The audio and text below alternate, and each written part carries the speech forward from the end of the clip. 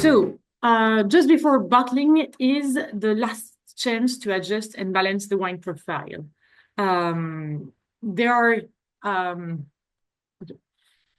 you can adjust your wine and rebalance the wine profile just before, just to make sure the customer will taste the same wine as you're making. So this is why you need to stabilize the wine, but this is also the last chance to adjust your wine. So you can use finishing tannins if you feel like you need to enhance the structure of the wine or add more aromas just before bottling, or finishing polysaccharides to reduce bitterness, enhance aromas. So it's always important to set up bench trials and make sure the products you're using are fully soluble and filterable, meaning that if you're not using the right products, they can impact your bottling, your filtration, or can precipitate after bottling. So in Lamothe-Abiet, we developed finishing products that are all fully filterable, that you can use before or after cross flow and just before bottling.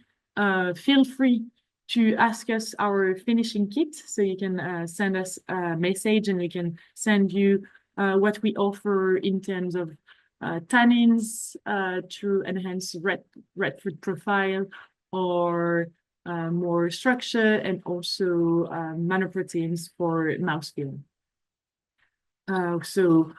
You can also send us your wine and we can work on it if you send them to your sales rep. So why do we need to prevent wine instabilities? Because when we bottle and when we sell the wine, we don't know where it goes, not always. So we need to anticipate if the wine will travel a lot, the shipping conditions, of course, the bottling conditions, which type of bottle you're using, which type of closure you're using, that can impact really the instability of your wine. And of course, respect the wine profile, meaning that the wine you're making will remain as good for the final consumers after a year or after 5-10 years, for example. So that's a lot of parameters that you need to anticipate before thinking about bottling. So first, there is the microbial stability to have, making sure there is no spoiling agents that can impact the aromas or the mouthfeel of your wine, adding some more VA, moussiness, any of aromas from microbial activity that can remain in the bottle. Then oxidative, making sure there is no dissolved oxygen that will impact your wine, changing the color, changing the aromas, reducing the fruity profile, or even do pinking on your white wines. Same with protein instabilities, that can proteins can, if they are not stabilized, they can create some haze.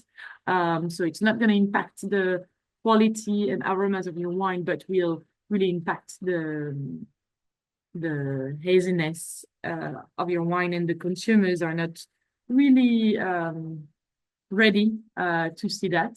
Not all of them are aware of protein instability on wine. Same with tartaric precipitation. Seeing some crystal formation at the bottom of the bottles is not something common for the consumers. Usually they will just reject this wine. So it's important to anticipate that there is no tartaric instability, any precipitation in the wine. And then color, making sure the color is not going to precipitate, the color, you're not going to lose too much color, especially for rosé and reds, but also for whites, making sure your color will remain the same. So that's all the different stabilizations we're going to talk about today. And I will try to give you some tips and tools to make sure everything is perfect for you before bottling.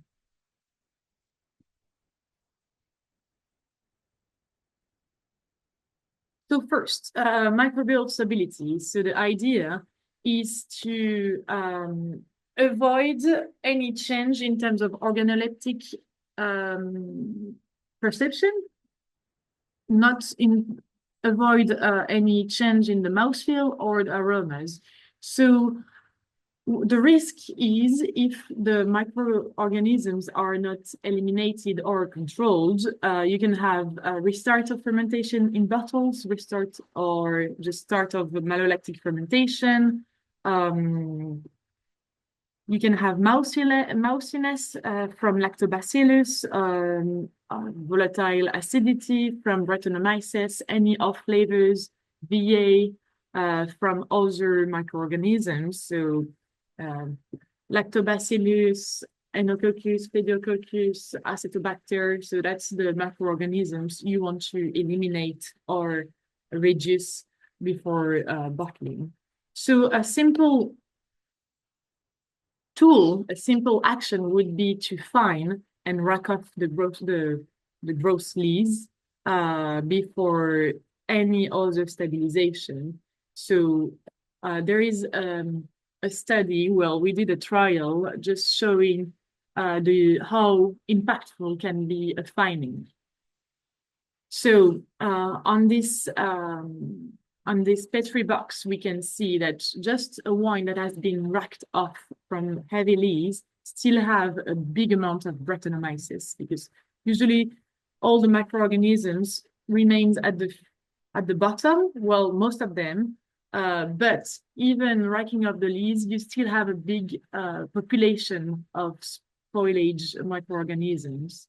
And we see that just using a little bit of finding agent, here it's 20 grams per hectoliters, helped a lot to reduce the most part of these cells, of this Brettanomyces. So doing a good finding will help to reduce the charge of spoiling agents just before using, for example, SO2, Chitosan, or do a filtration. So that's a very good first step. And also, finding is not only good for microorganism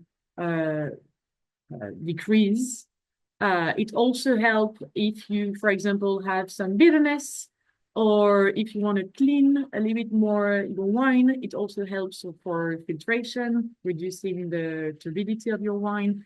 And in terms of mouthfeel and aromas, using a finding agent will also help to remove any molecule that can easily oxidize your wine or any precursors of oxidation. So finding can be a good tool, something to think about before bottling or during aging for microorganisms, but also mouthfeel and clarification. We have a product that is from pea protein. That's the green fine nature. I think that's a very good product on wine because it's not going to stripe the wine and will do a good compaction. So you're not going to lose a lot of wine, and that will help to just clean the wine.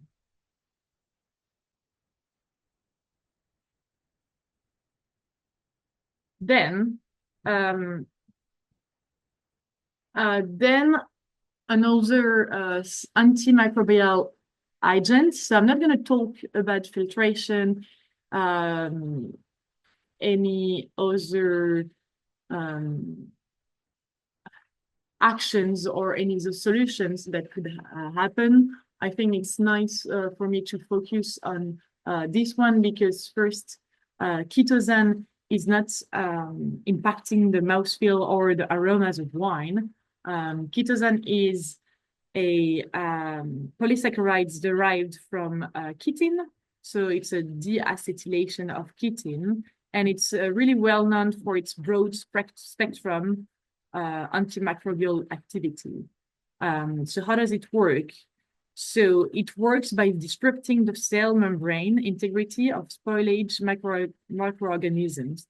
That means that it will first clump and create some sedimentation, but also really kill the cells by inducing a leakage of the intracellular component of the bread. We can see here on the pictures. So the first picture, we can see that the Brettanomyces are trapped into chitosan.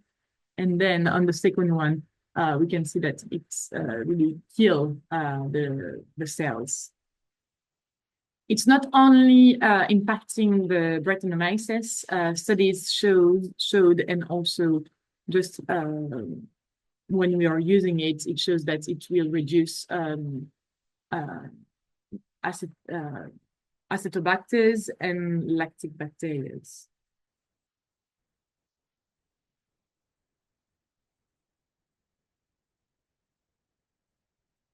So here in Lamothe-Abiet, we have a product that is called Keelbret. So Keelbret is a pure chitosan, 100% pure chitosan that is derivated from Aspergillus niger, which is a microscopic fungus. So it's purely natural, it's non-allergen, it's vegan, biodegradable, and it's a very, very efficient anti-microbial. That means that it's not going to have any impact on the mouthfeel or on aromas. It's just for you to keep your wine safe. So you can use in a preventive action. So just during aging or before bottling, I would suggest using from 2 to 4 grams per hectoliters. It's still very active after a few months. So it will remain very active in the wine even after 4 months. So it's nice if you do a long aging to be able to add 2 grams every 4 months during topping, for example. Or if you smell some VA or volatile phenol, I would suggest using a higher dose just to make sure you're going to remove any spoiling agent. So from 6 to 8 grams per hectoliters, then you add the product, you mix well your barrel, your tank, and then you wait a week, from a week to 10 days, and then you rack off the lees because usually they are all remaining at the bottom of your tank, and then you rack up the lees, and then just for protection, you add 2 more grams per hectoliters. So Chitosan can be used with SO2. There is no problem with that. It will actually be complementary with it, or you can just reduce your SO2 dose because it's very efficient on microorganisms.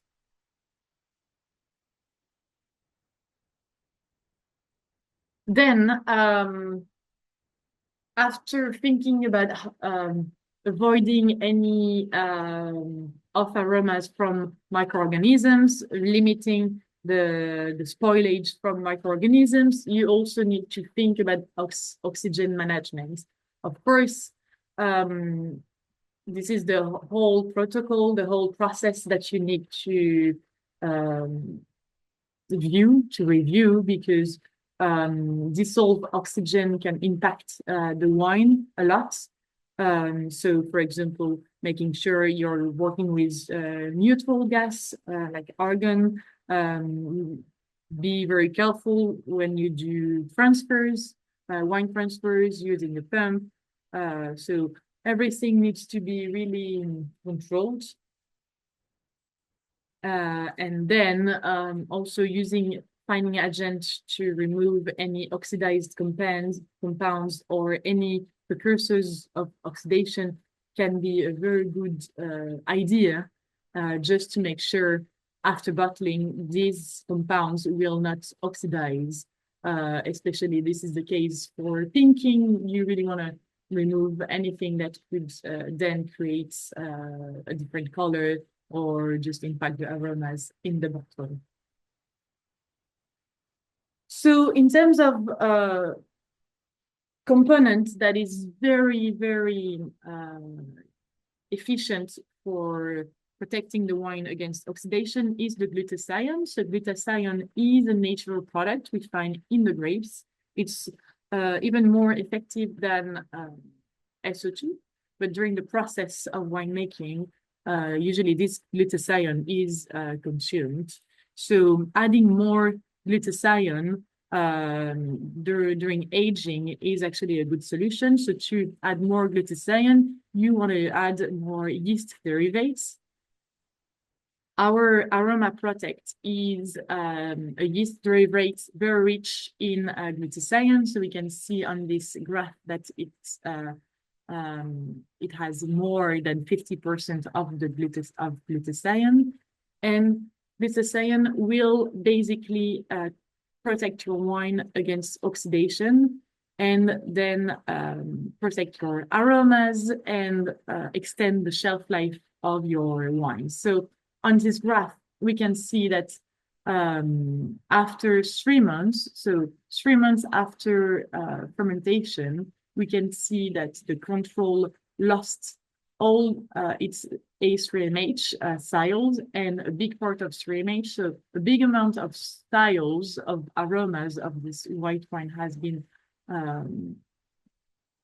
consumed, has been removed compared to the Aroma Protect wine, where there is only a loss of 4% of thiols. So it didn't lose any of its A3MH, but a little bit of the 3MH. That means that it was very efficient to keep the freshness and the aromas of the wine during aging.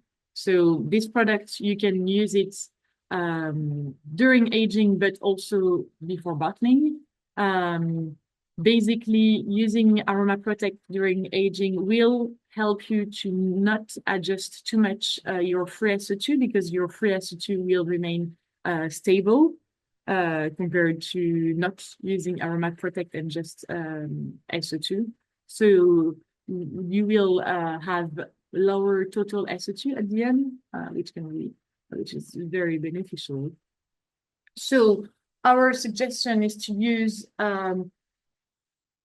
10 to 30 grams after fermentation, so during aging. For example, if you do several bottling, let's say you have 3 tanks containing Sauvignon, and you want to keep the same quality in between the first bottling and the last bottling, if you have 3 bottlings. So using glutathione and the Aroma Protect will help you to keep the freshness and have the same wine between the first bottling and the last bottling, because it will really optimize and keep the wine as good as it is.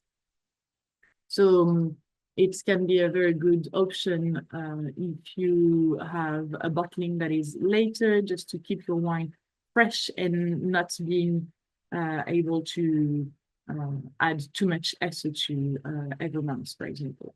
So for every wine movement, so any racking, any filtration, we suggest using 5 grams per hectoliters, so just a little amount. So if there is any dissolved oxygen or oxidation, then the glutathione will react with the oxygen and protect the wine. And pre-bottling, we suggest using a 10 gram per hectoliters just before bottling. So there is no risk of oxidation of your wine, and you will still keep your sensitive aromas in the wine until the consumer is drinking and enjoying the wine.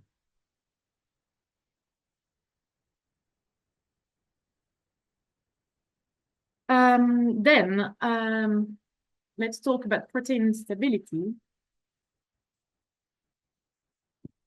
So protein instability can result in the appearance of a haze, like on this picture.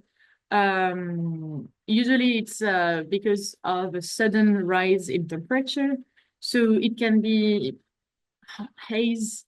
So protein instability can appear, for example, because of shipping, if the temperature is way too high, or if the consumers are doing a wine tasting, some wine tastings during the day, and the bottles stay in the trunk of their car, for example, or in shops, if the shops are too warm. So to avoid this, this is important to choose the right bentonite and use best practices, just to anticipate that the proteins of the wine won't precipitate. So there is not a lot of options to stabilize proteins. There are some options to improve the stability of proteins, but bentonite will be the best solution. So protein instability is more common in white and rosé wines because they are more prone to protein instability due to their lower phenolic contents, because indeed tannins do react with proteins, so tannins precipitate proteins. This is why we don't see a lot of protein instability on red wine, just some on clear very clear red wine. So to avoid protein haze, it's important to choose the right bentonite and use best practice.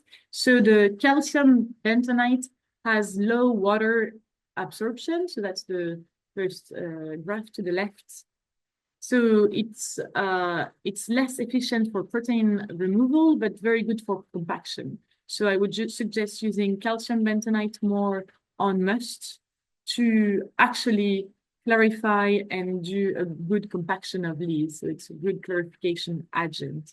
But then for protein stability, the sodium bentonite has a high water absorption and making it more efficient for protein removal. So that will be the one that is the most, that will capture most of the proteins. So in Lamothe-Abiet, we have two types of bentonites. We have the bentosol poudre, which is a pure sodium bentonite, very efficient. It works great, especially at lower dosage, and it's not gonna stripe the wine or reduce the aromas. And we also have bentosol FT, which is specific for cross-flow filtration. So working with Bucher-Vaseline cross-flow filters, we use that a lot. That will help you to not do any racking. You just can inject the bentonite just before filtration, so there is no risk of oxidation. No, you don't need to do any transfers, and it's basically one less action to do. You just inject before the cross-flow filtration.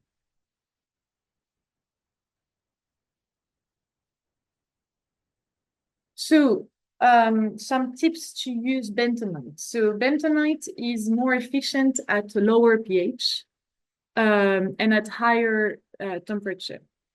And also, the higher your alcohol is, the lower your bentonite is efficient, so the higher dosage you will need to add. So we really suggest using bentonite during the fermentation because there is more movement, there is a higher temperature and less alcohol. So you can, for example, use bentonite, use some bentonite during the fermentation, and then after fermentation, just for the pre-bottling adjustment, you will see that you will need to add way less bentonite, maybe 10 grams per hectoliters or 20. Always rehydrate bentonite in water, and if you do any trials, any tests, always use the same bentonite for your tests.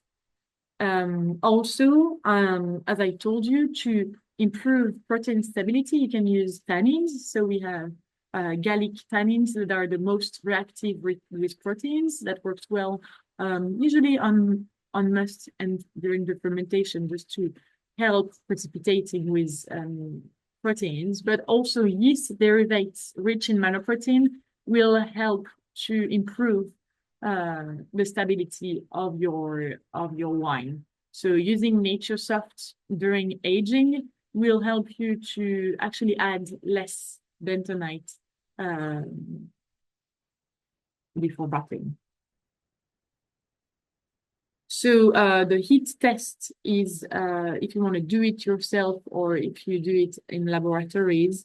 Usually we do 60 degrees Celsius for 24 hours or 80 degrees Celsius for 30 minutes. If you want more information of the different tests, I can definitely send you some more info. And I think I also sent you some documentation about protein stability. Then, after thinking of protein stability, then the tartaric stability is also another subject. There are a lot of options. It's a big subject because we see more and more tartaric instability, but also calcium instability. So I can tell you a few words about that. So as I said, there are a lot of different treatments. We separate the two families of treatments in two categories. So there is the subtractive method.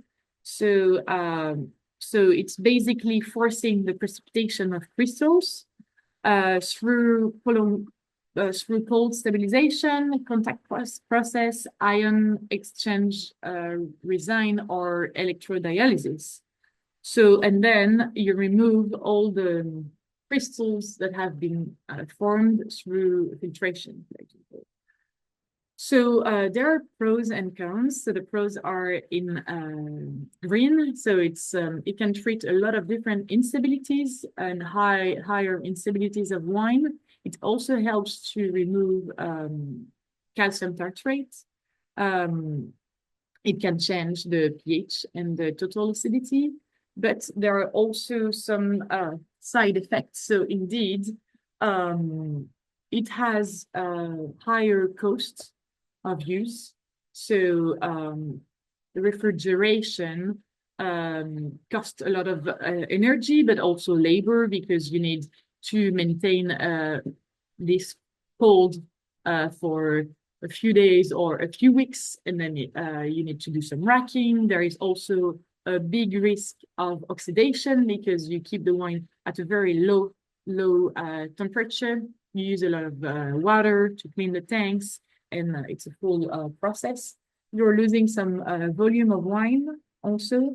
And yeah, it does have a big environmental impact in terms of use of energy and water. So I wanted to show you this study.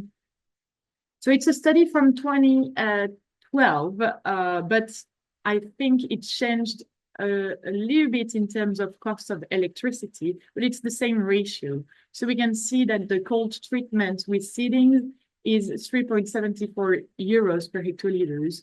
So same, it's not in dollars, sorry, but it's just to see the comparison. So in comparison with CMC, for example, or Mannoprotein, it will always be cheaper. So CMC is way cheaper than cold treatment, and Mannoprotein is cheaper, but then here is not including the water consumption and the labor. So we can see that if we compare in terms of process, how many tanks you will need to use and to how many tanks will need to receive some energy to cold stabilize. That can be a big game changer. Some people are starting to decrease the temperature in tanks, and then they use another method, like an inhibitive method. That can be also an option. So in terms of inhibitive method, so this kind of method is just applying a treatment that will prevent any formation or growth of tartaric crystals. So using a product that acts as a protective colloid. So these analogical treatments are inspired by natural mechanism, and it offers effective tools to respect the integrity of the wines. So we have Mannoproteins, pure Mannoproteins to avoid the growth of tartaric crystals. We also have an Arabic gum, such as the gum LA, or CMC. And there is also KPA polyaspartates. So they have a lower cost. They preserve the quality of the wine. There is no volume loss because you're just adding a product. You're actually gain in terms of volume. It has a lower environmental impact. And it's also a very fast and practical approach because you're just adding the product, you mix the tank, and then you're done. Your wine is treated. But definitely one of the cons is that you require some different wine parameters, which we will see right now. So using CMC, so carboxymethyl cellulose, require a specific parameter of your wine. So if you want to use CMC, you need to have a wine that is fully filterable, that is protein stable, and you can only use it for white wines and light rosé. Indeed, as I said, it has a low cost. It's very cheap compared to any other process. It's very easy and quick, and there is no impact on the wine quality. But it does interact with proteins. So if your wine is not protein stable, it can create this kind of flocculation, this kind of haze. It interacts with color. This is why you need to use it only on very light rosé and whites. It can precipitate with the color, or you also need to stabilize the color, and you need to do some bench trials. So our CMC is a very efficient, pure solution. It's a 5% solution of CMC. It has a low viscosity. It will respect the wine profile, will not impact the pH, and will not impact the filterability of your wine.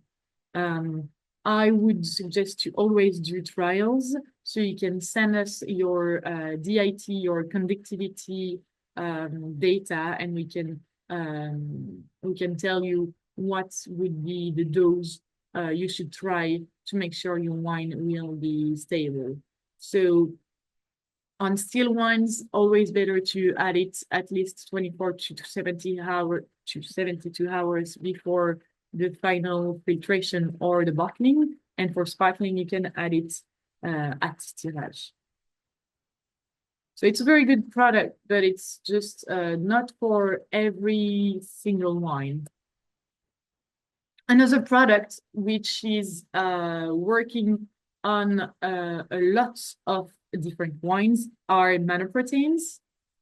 So Mannoproteins are natural. It's just Mannoproteins we select from yeast cells. So the one we use, they are just from Saccharomyces yeast cells. So it's a very natural approach. It's just adding more of a yeast component to the wine. It does impact the mouthfeel, just adding a little bit more mouthfeel to the wine, so it can be very beneficial. It does stabilize the tartrates, but also the color. There is no interaction with proteins, so you don't have to stabilize your wine before. So your proteins, they don't need to be stabilized because there is no interaction with them. And you can use this product for sparkling, whites, any rosé, and any reds.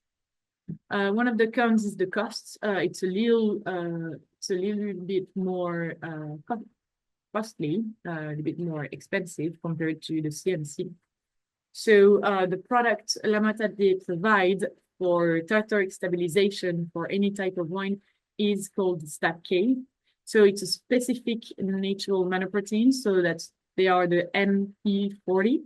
So they're in the wine world. There are a lot of different Mannoproteins, and the MP40 are the ones that are the most efficient for tartaric stability. They will, so adding this product will avoid any tartrate crystal nucleation. So it will inhibit the crystal growth and improve wine stability.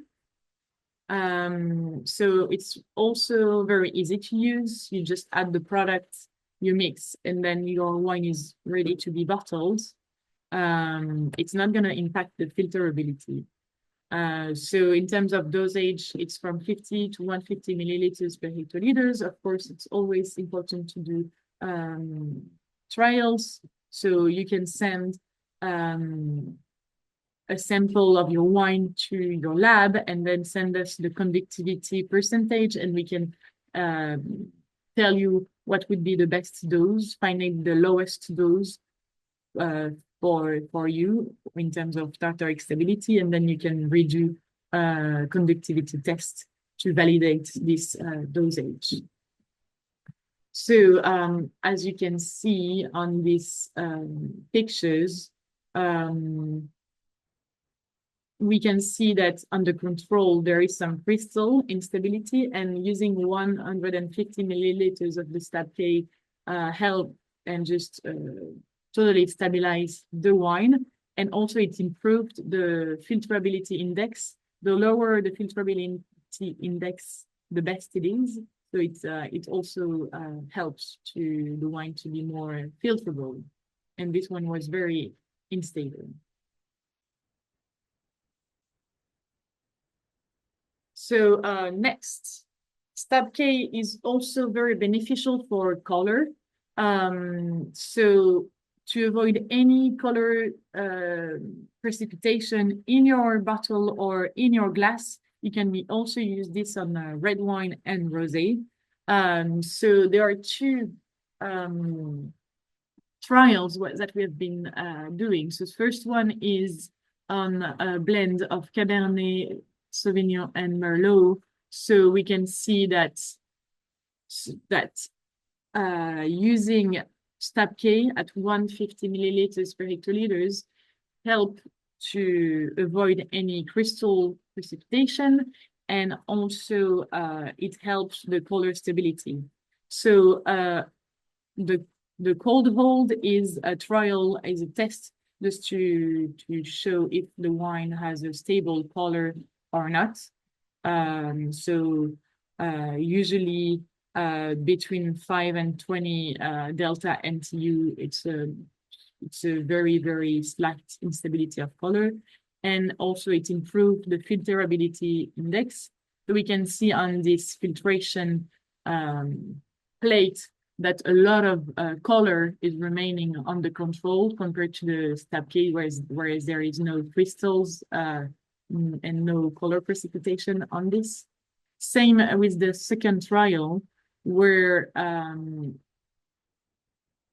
adding an increasing dose of Stab-K stabilized the wine, so stabilized the wine color, we're at 4.8, and also the filterability index is perfect. So the wine is totally, fully filterable.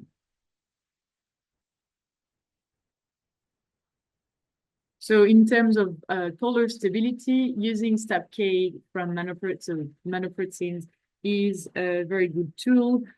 We also have a full webinar on color stability because it's a full process from the grape to bottle to make sure your color will be intense and stabilized. So I can also send you the link of this webinar, and you can also find it on our YouTube channel. So when we talk about wine stabilization, we need to work on the entire process. So finalizing stability involves looking at the process in reverse, starting by the bottling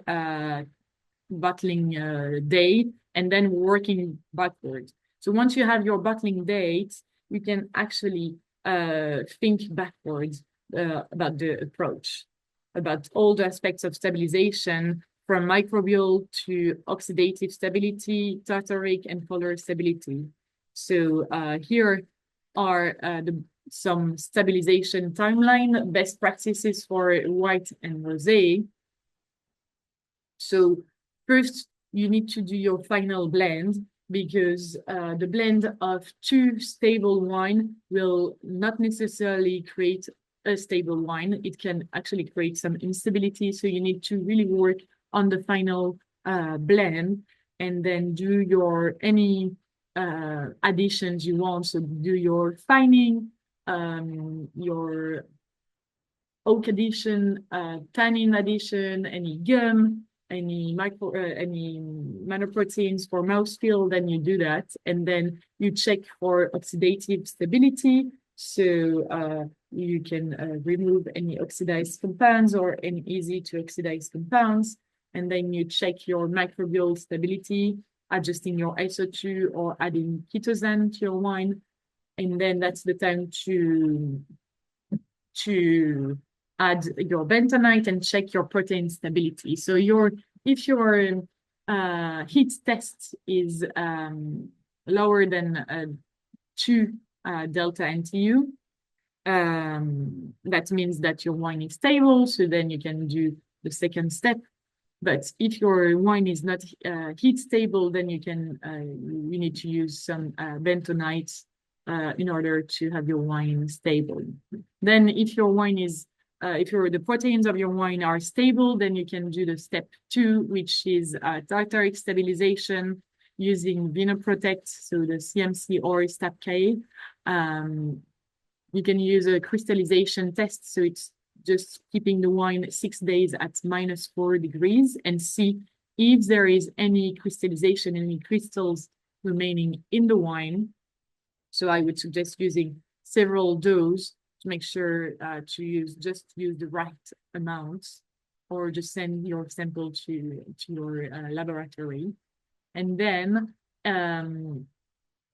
you are able to validate the dose of the CMC and Vinoprotect after 7 days. So that's really the different steps in this order that you will need to follow. And then you're ready to bottle, being very conscious of the gas you're using, the type of closure, cork, anything you're using, and the type of bottle, because it really can impact the quality of your wine after.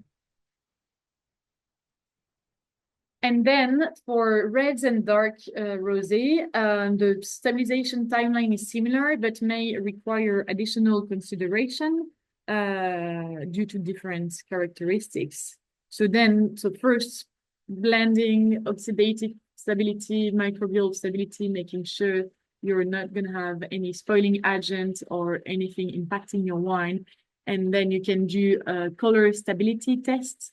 So it's a cold hold.